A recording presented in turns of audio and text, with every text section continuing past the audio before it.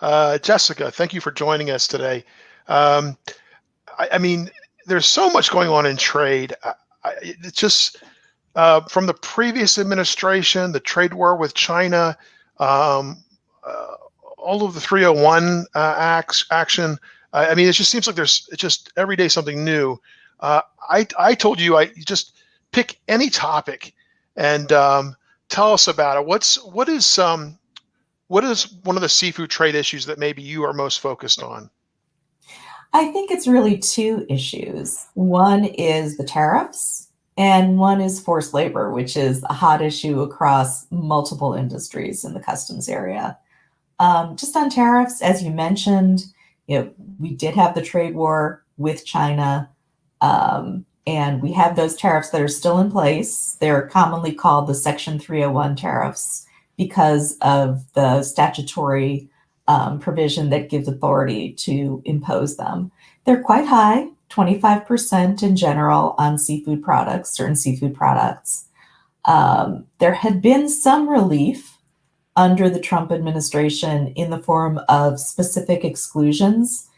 Importers could apply to the USTR for exclusions, and if they were granted, then they would apply to all of the similar products, not just produced or imported by that importer, but whatever else other importers imported that fell within the terms of that exclusion. Those have all expired now. We're So talking about we're talking specifically about Section 301 in China, that's correct. correct? Yeah. Yeah. At the end of the Um, year, they expired, right? yep, at the end of the Yeah. year. So really, I think there's two questions that are on people's minds. One is, when will all of the Section 301 tariffs go away for good? Or if they don't go away for good, will there be a revival of that exclusion process, and when would that happen? In terms of lifting all of the Section 301 tariffs, it's up in the air. Um, I think the Biden administration came in sounding more conciliatory on this point. They didn't commit to raising them immediately. They said they would need to have a period to study the tariffs. I think everyone sort of widely expected nothing would really happen for that first year.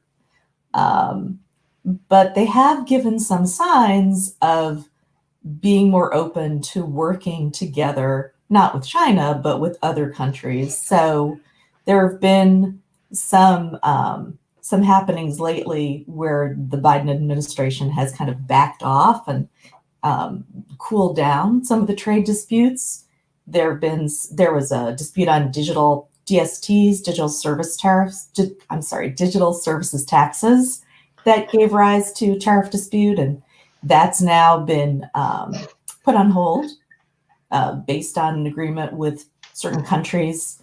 There was a long-running dispute on large aircraft subsidies that gave rise to tariffs, and that's now been resolved. And so I think, there's some hope that perhaps this signifies that the administration is more willing to not go to tariffs as, the first line in a dispute.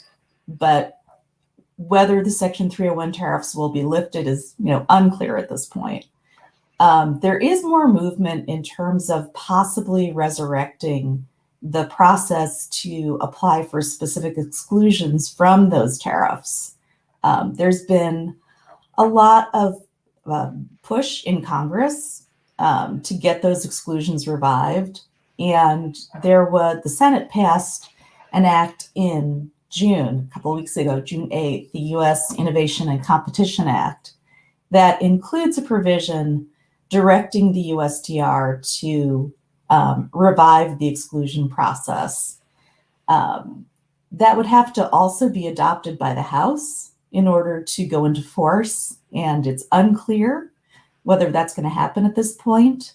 I think, certainly while there's some bipartisan support for reviving the exclusions because the tariffs really do impact, a wide variety of U.S. industries, not just the U.S. importers. Um, there's also some opposition to that as well. So that remains to be seen. Also on the tariffs front, there is the issue of GSP, the Generalized System of Preferences. That's a program that provides duty-free entry to certain products from certain developing countries. And that program expired at the end of 2020. Traditionally, that program expires. It's expired for a period of time. And then Congress always, in the past, has revived it and given it retroactive effect to cover past entries. But, there's never any guarantee of that. That also is an issue currently before Congress. There is a provision in that same act, the U.S. Innovation and Competition Act, that would revive GSP with certain changes. And again, that's something that the House would, that the House would need to take up. The other sort of hot issue in our area is forced labor. I want to stop you for a second before you move to forced labor. Yeah. It strikes me this one of the things I found more interesting about the change of administrations. The Obama administration was more interested in approaching trade as sort of a multilateral trade approach, getting multiple countries involved. They had some big trade deals worked out with the Pacific and Europe, and lots of countries involved. And then that 2016 election, I guess, kind of squashed all of that, right? The lead up to the election, the campaigning, I think Bernie Sanders probably has some blood on his hands there. But the new administration then came in and wanted to approach trade as more of a bilateral thing, and not just bilateral deals, but also he kind of took the Trump administration kind of took a heavy-handed approach to trade. We're going to be on the we're going to have the upper hand on these trade deals, and if we don't get what we want, then we're going to force you to comply with what we want. And that's kind of what led, it seems like, to the trade war with China that we are in now. And then we come into the next administration where, as part of the campaign tactics, Biden was accused of maybe being friendly. He was going to be friendly to China. So he becomes president, and then he has the China trade war in front of him. And what is he going to do? I mean, is he going to try to resolve that right away? Or is he going to take a tough stance? It seems like they've taken a tough stance in the first couple of months. I agree with you. I think they've taken a tough stance. I think there would be a lot of political peril for him to appear to be soft on China. I think the Biden administration's tactic is neither the Obama's administration's tactic nor Trump's. I think it's a third ground where they're trying to form kind of strategic alliances with other countries to team up against China, to counter basically the threat that China presents to multiple countries. That was the idea behind TPP, though, in the Obama administration, was that it was what they call it, the pivot on China. Wasn't that the expression they used? It was basically to get all of these countries into a pack, and then they could set the terms for trade, and China would have to come along or be at odds either way. So it was funny because Catherine Tai did a bunch of hearings about a month or two ago, and it was funny to hear members of Congress expressing interest in TPP because it kind of made my head spin. Like, what?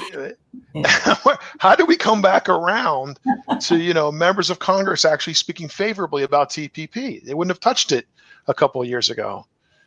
Well, I think that the Trump trade war did cause a lot of chaos. It brought in a lot of revenue and continues to bring in a lot of revenue through those Section 301 tariffs, but it caused a lot of economic pain in the U.S. as well, and just the unpredictability of it, and the suddenness with which actions happened. Businesses like certainty, and that was anything but certain. So I Yeah. think there is sort of renewed openness to not going it alone and to having some cooperation in the world. I don't know if it's necessarily the same sort of appetite for, the large sort of, multi-nation agreements that we had in the past. It might be more targeted, like the sort of agreements that we entered into with European countries to resolve the large aircraft dispute. The Obama administration made a point of emphasizing, what enabled the US to enter into that resolution was the EU's commitment to working with the US to counter China. So, perhaps something more targeted like that would especially be sort of an easier sell to the public. I know you want to talk about forced labor, and I also want to talk about that issue. I thought it was interesting when you mentioned the U.S. Innovation and Competition Act, which is the legislation that includes provisions related to forced labor, also including some kind of emphasis on reviving the exclusion process on 301. I was not aware of that. Yes. Yeah, there's a lot stuffed into that. Wow. It's you got to pay attention to these bills, the little Christmas tree ornaments that get stuck in there that you have to kind of watch out for. Well, go ahead and talk about forced labor a little bit. A lot going on there these days. There is, not just in the seafood industry, but, again, this is something that cuts across multiple industries. The U.S. has had a long-standing prohibition on importation of goods made with forced labor. That prohibition was strengthened in 2016 with the removal of an exclusion where even if goods were made with forced labor, if the U.S. didn't produce enough of that good to satisfy domestic demand, then the goods could still enter. It was the old consumptive demand exception. That's now gone. And in the time since its removal, Customs has really been ramping up its enforcement very significantly in this area. They have two primary means of enforcement. One is called a WRO. It's a withhold release order, where if Customs obtains information that reasonably but not conclusively indicates that forced labor may have been used to produce a certain product, then CBP will issue a directive to the ports to withhold release, to detain imported goods while it determines whether they have in fact been made with forced labor. If CBP obtains information that it believes conclusively demonstrates that forced labor has been used, then it can elevate to something called a finding, which is a stricter, basically, prohibition on the entry of certain goods into the US. CBP has issued WROs, withhold release orders, on I think 5 or 6 at this point, individual fishing vessels on tuna and other seafood harvested by those vessels based on allegations of the use of forced labor by those vessel operators. At the end of May, I believe, they elevated again.